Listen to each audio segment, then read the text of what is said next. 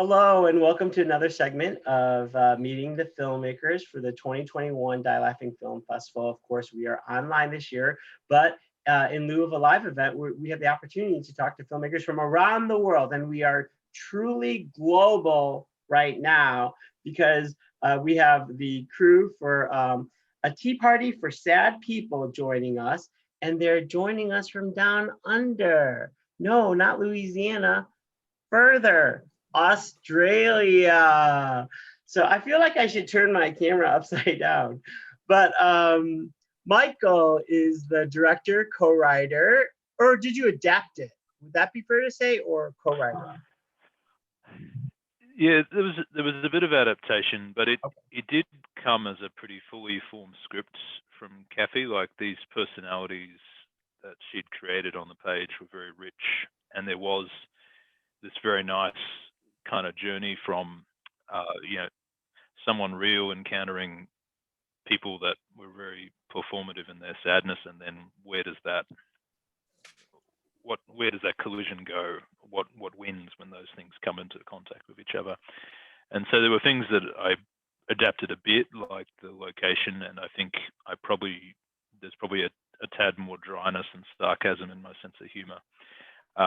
But yeah, it's come a certain. It was on a very strong foundation of the characters, and I think in every way, when we were making the film, we kept coming back to who are the characters. Well, I'm gonna be interested in hearing what Kathy has to say, but in terms of you coming on board, so it was a full-formed project or piece, but it has a very, very specific tone. So did you and Kathy, how did you come about the tone, kind of the look? You spoke about location, but I feel like it's a very visceral piece, and I don't know, is that from the actual words, or was it something that you created with Kathy for the production? So the original was set in a park, actually, throughout daytime, and it very much had the feel of a group of girls getting together. And I think there was an element in which I knew of this location because we didn't have a lot of money as a production, but I knew of this location, this particular Art Deco hotel that had a very rich kind of dining room, and I hadn't really seen a film exploit it, and I didn't really understand why, but I kind of thought this was here. And so Rasmus and the designer Emily and I went there, and this is before really we've adapted the script, but we're just looking at it and going, if we put it here, what does it mean? Because it feels like there's something of the madness of this film is in this space, and we should in some way do that. And things in the space that weren't really part of the dining room, like the stairway and the bathrooms and the kitchen, kind of became part of it too. And the general feel of the emptiness of the city at the start, because we went there on a Sunday afternoon when there was no one in the middle of Sydney, we kind of thought, is there a way we can kind of bring this into it? And so I find that when I make a film, everything you come into contact with changes the film. You adapt to, you react to it in some way. I think probably this might be a fair thing to say to Kathy. In a lot of ways, I probably took some of the humor out of it because I was just really drawn to this idea of how could we take these four characters who are each devoted to their own idea of sadness and find different ways to express that. I would just note, by the way, that Ashley, who plays Lavender in the film, is just at the edge of our call now, and feel free to unmask Ashley if you want. Hi. Hey, Ashley. No, it was really interesting to hear that, Michael, because it feels like it seemed so organic that you shot in that hotel. So it's fascinating to me to hear how the hotel served as inspiration to kind of the look in some way. Yeah, it turns it into a kind of purgatory where these people are kind of lost in their feelings, and someone comes in from the outside. And there's some things that, look, they might be a little bit subtle to come across in the film, but I very much felt like at the beginning we were seeing someone who was so deep in sadness that they essentially disappeared from this world. There's a sort of screech of a car brakes, and they entered this strange place. And I feel like these are people that are all dead, that are actually and someone's entered into purgatory. Yeah. And how do the others who have their stick, how do they react to that?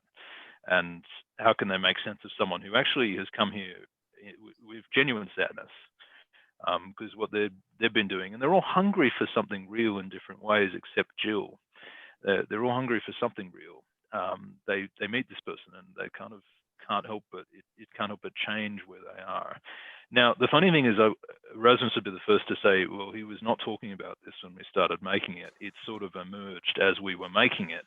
And you have a very intuitive reaction to things, and you go, okay, well, if this is what we've set up with this character, what's the follow through on this here?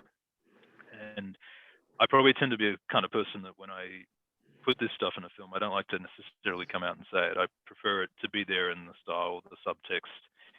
And some people will just take away the fact that there's a lot of elegant play on the ideas of emotion in the film, and a lot of fun in that, and the dance of eyes of these wonderful actresses, the way they play off each other and jab at each other with their different styles.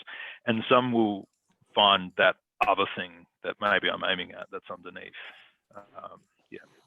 Yeah, I think that that's a perfectly valid approach. I think it's a very un-American approach to cinema. It's like, because in American cinema, it's like everything is spelled out to you, you know, it's like, you know, in bright, bold letters. And I think that there's value in nuance, you know, and not everyone in the audience has to get every single point you're going for, because they might come up with something else. So I think that's actually very nice.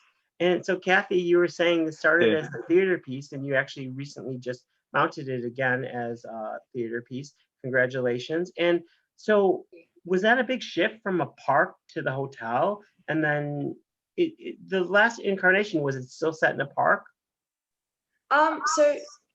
Yes, so the actual original first draft was a short film piece. And then, so it was written for short film. And then, but the original, it definitely is, it's not quite as dark, and it's a little less chaotic. And the version that's ended up on the screen, I think, because film is more, it's closer, it's more in your face, it sort of works to have that greater intensity, which is what Michael has brought out of the script. And so I've ended up finding that my original has fit very well for theatre because of the pace of it's a bit more, a bit faster, and it sort of suits that like electric live atmosphere. So yeah, it was nice to see it being performed in that kind of environment recently. How wonderful that you get to kind of compare and contrast, and I'm sure there's things about it that you just really love. And also you probably have like this last theater experience, you probably had so much more insight based on the film, you know, and that probably really informed this last incarnation. Well, Yes. great. And I had said off camera, I was like, I want to read the theater piece. I'm very curious. Definitely. Great. I can send it through. Excellent. Rasmus, you were the DP. It's actually, I kind of wish everyone could see it. Oh, sorry, I was just going to say, I kind of wish everyone could see them both, because the theatre piece is actually, it is a very fun experience, and I think it's the funner way to find this material. And it's fascinating to see some of the same actors do the same roles in such different ways, because they're quite different takes on the same people. Well, let's get it produced in Hollywood, Kathy. Great. Okay. Rasmus, tell us about first, I'm dying to know, who are some of your inspirations in terms of cinematography? I guess I do. I mean, I really quite like naturalistic cinema, so maybe this isn't necessarily the typical film I'd go after, but Sven Nykvist is a big one, Bergman's cinematographer, or Hoyt van Hoytema, and obviously Roger Deakins, like everyone else, I guess, that ever wanted to do cinematography. But I really like sort of a stripped back approach where you slowly work your nuances towards something, an end point in the scene, if that makes sense. So yeah. I mean, it really is a luscious film. Like, it just was photographed so beautifully. So congratulations. And so, is this your trade? Is this what your career is based on now? This is what my career is based on. Yes. I mean, step by step. I'm still pretty new in the game, but yeah, it's been pretty good since film school 3 years ago. But yeah, it was a fun project, and it was great being involved early on because I got to read both the script before and after the readaptation, so that was great. But the location as well, I think me and Michael early on, as you mentioned, we got to see and sort of got to spend some time building it out with me and the designers. So I think that actual visual style of it is very much Emily, the designer's work, which she obviously isn't here today to talk about it, but yeah, that was a big part of it. Well, it was clearly a collaborative piece because I could just even tell from the synergy right now, you know, you're all hyper respectful of each other's talents, you know, and I think it was nice to draw on everyone's strengths and build something stronger, you know. So hello, Ashley, thanks for joining us. You were Lavender. Yeah, it was such an interesting role to play. So your camera is off, which is fine. I just want to make sure you know that was your choice. Oh yeah. I'm traveling at the moment, and it's quite difficult to keep the camera. No problem. Well, thank you for joining us. Tell us a little about how did you come to land the role, and then tell us a little bit about your work on the role. Yeah, so I think Lavender plays such an integral part to the group dynamic, and each of them have such a unique story, and they're so different from each other. So props to Kathy for, you know, writing such different characters, but it's the way that they interact that really is the fascinating part about them. For example, Lavender, she's so dependent on approval, and she needs the other members in the group to accept her, because, you know, it's all about acceptance for her. She just wants to be a part of it. She wants to be loved. And, you know, Jill, I think also she has a huge part in control. She lacks control in her life and needs to control the group. And, you know, Joy comes in and she's all, you know, she wants an identity and she wants to be dedicated to being sad. And they're so intricate to each other and work so well together. And then you've got Ziva, who's this breath of fresh air, who is actually dealing with some deep trauma. And it shakes up the group, and they're all kind of reflective on themselves, going, oh, hang on a minute. You know, there's someone here who's experiencing such an intense emotion, and we're kind of, you know, faking it just because we're trying to deal with something else of our own, but we've just misplaced exactly what we're trying to deal with. So they're all very important to each other in their own self-discovery, I think. And whether they realize that during the film or not, that's up for interpretation. But well, I also think the thing that I got from it was, one is like the characters were very relatable in the sense that we all kind of box ourselves into like certain roles, you know, certain personas. That's right, yeah. Because we get comfortable in it, other people expect it, and so then we like fulfill that prophecy, you know, we fulfill that role. And the other thing is, like, even though you have these stronger character traits for each character, ultimately we are all more similar than we really think, you know. And I think there's a sense of empathy that really comes across through these characters unexpectedly, or not necessarily expectedly, you know. I think that's different than unexpectedly, but yeah, but great. Yeah, absolutely. It was really fascinating to watch all of you work together, and it probably was a very gratifying shoot, to say the least. It was such a fun experience. Honestly, with Rasmus and Michael and everyone on the set, it was a great, you know, first go at a film experience for me. Well, I'm very grateful. Maybe you can all speak to the film industry in general in Australia. You know, I hear different things, and obviously, you know, Hollywood is Hollywood, but do you feel like the film industry is getting more robust and there's more opportunities, you know, on every level? Or do you still feel like it's like, oh, I wish it was bigger? Oh, I definitely wish it was bigger. I mean, Hollywood's Hollywood, and it's always going to be the, you know, cinema capital of the world. But yeah, Australia, I feel like is kind of getting up there, but of course, I wish there were more opportunities, but that's also dependent on how much you look for them. So yeah, yeah. And Michael, what are you seeing in terms of the landscape in Australia? Yeah, I must apologize, by the way. My headphone just drained the battery, so if the audio, you can probably hear more of my son here.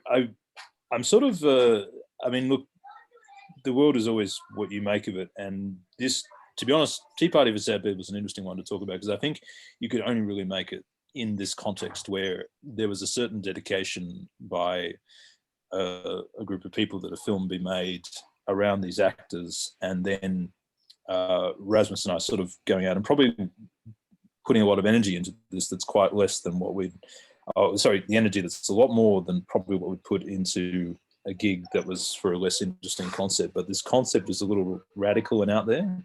No one would really fund this. It really takes the energy of some very dedicated people to make it happen. And I think in some ways for the interesting films, it's always going to be a bit like that. If you're putting something new out there, you're kind of a bit on your own, and you have to prove it out by doing it. Unfortunately, I think the tech is there a little bit more for us to do that. Like, this is a Panasonic GH5 film in a lot of ways. And, you know, it's not an expensive film. It looks elegant, but we've done a lot of tricks to make it feel elegant. We've tried to be clever in our mise en scène. We've tried, and Rasmus could probably speak more to this, we've tried to open with movement, but not really move the camera until the very end. And that was very hard for us. But we thought, well, the elegance of the table setting look is where we're just studying these people and studying their glances and their movements and so on. That's the fight we can win. Yeah, and if I can cut in there, I mean, when we talked about it, you and I, Michael, I remember you saying that we'll see if it's allowed to move, because obviously she's a breath of fresh air, so you mentioned Ashley, and everything else at the table became very composed and very still and very, like, as you said, everyone has to set role, and they're fulfilling that prophecy. They're just stuck in that, and hence why towards the end we go off that and we just move to something very easy to do, I guess, from a technical point of view, just going handheld and popping the camera off the tripod. But I think it has such a interesting effect when you've been very constricted in sort of, you know, set angles. Sorry to cut in, Michael.